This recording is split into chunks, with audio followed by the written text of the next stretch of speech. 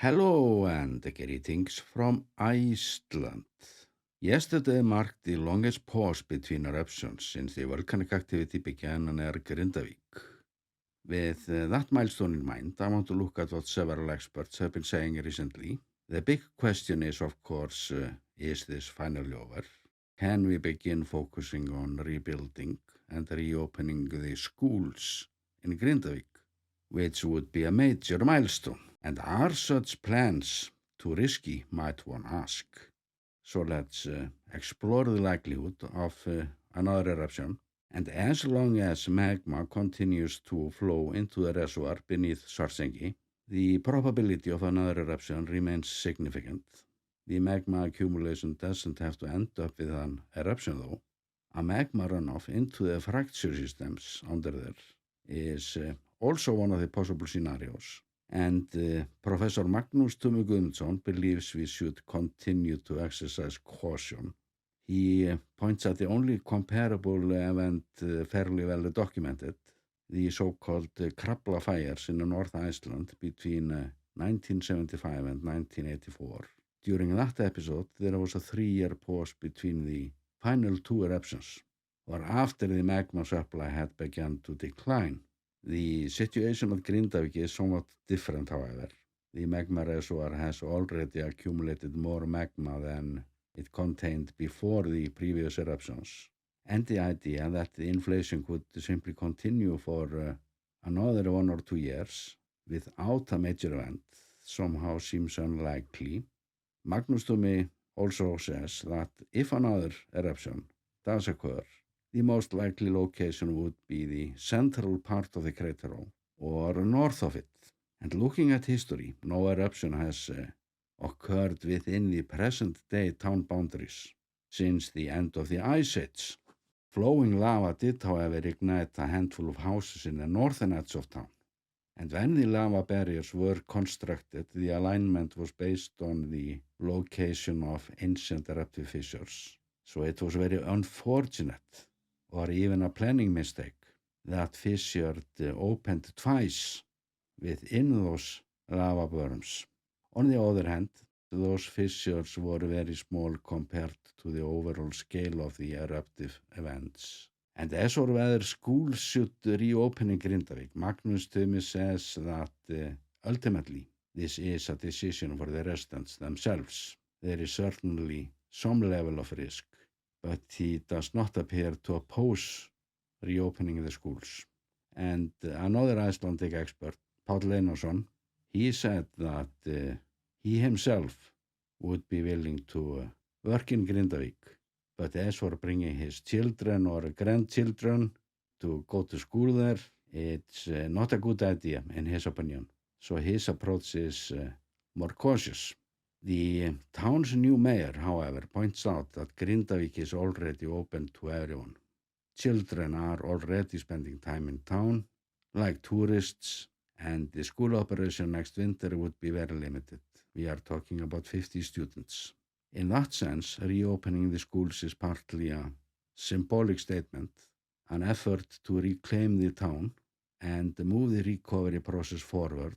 And from the perspective that the town is already open, restricting or prohibiting schooling would not be consistent with the precautionary measures already in place. If children are already spending time in Grindavik, then being in school should not be any more dangerous than being elsewhere in a town. And I need to talk about Professor Þorvaldur Þórðarson. He seems more willing than some of his colleagues to support the easing of the current restrictions. But all the experts agree on one thing. We simply don't know how this will play out. There are essentially 3 main scenarios that could still unfold. And we start with scenario A. Magma accumulation goes on until it stops.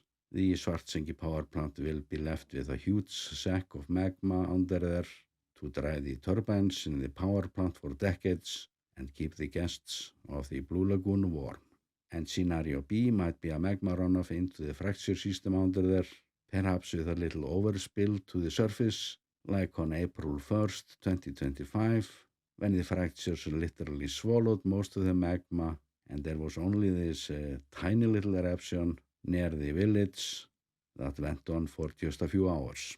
And scenario C, that would be a full volcanic eruption, which is all about the location, and all volcanic eruptions change the magma pathways under there, so we never know exactly where the fire comes up next time, and the only solid fact we know is that the magma takes the easiest path up, and this photo is good to explain some of the details, although it doesn't include lava from the last eruption that occurred just around here.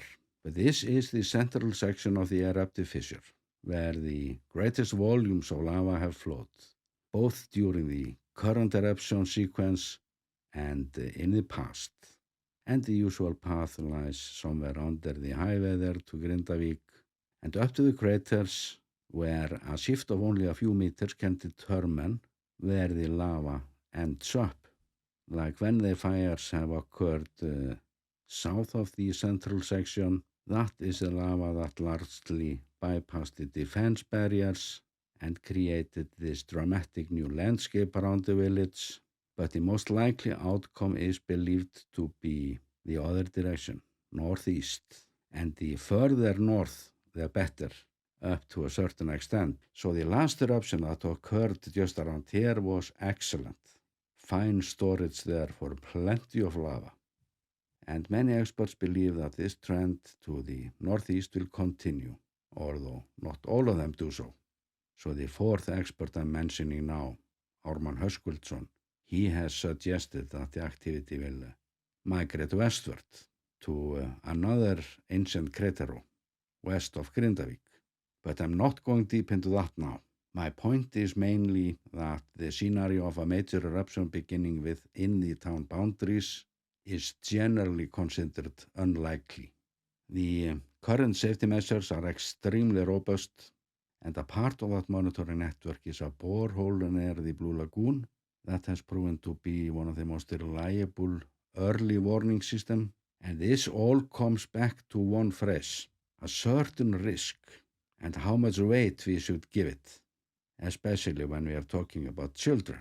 So are the people of Grindavík going crazy to risk their lives to resurrect the village too early, or is there something more to the story? And there are arguments both for and against opening the schools.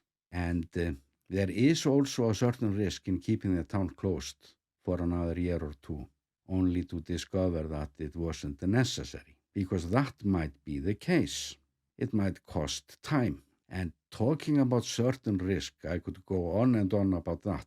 Like there is a certain risk in living on a farm beneath steep mountain slopes. And there is a certain risk when we allow a certain risk to govern our lives too much, because life itself is a certain risk. So is it acceptable risk for kids who are already in a town to allow them to attend school there again? And from the fact that the village is already open, and assuming the kids are happy in town, we should look at recent studies. They reveal that the fracturing of community bonds has taken a heavy toll, with very negative effect on the general welfare of the young people of Grindavík. So from that perspective alone, it's easier to understand why people are willing to give this a go, even if it means a certain risk. And from the perspective that the village is considered to be safe enough to remain open, I think it's also safe enough to take little steps with the 50 students that have been listed next September. But I trust the local people to move on with these plans with extreme caution. And with that, I'm sending you best regards from the volcano island, Iceland.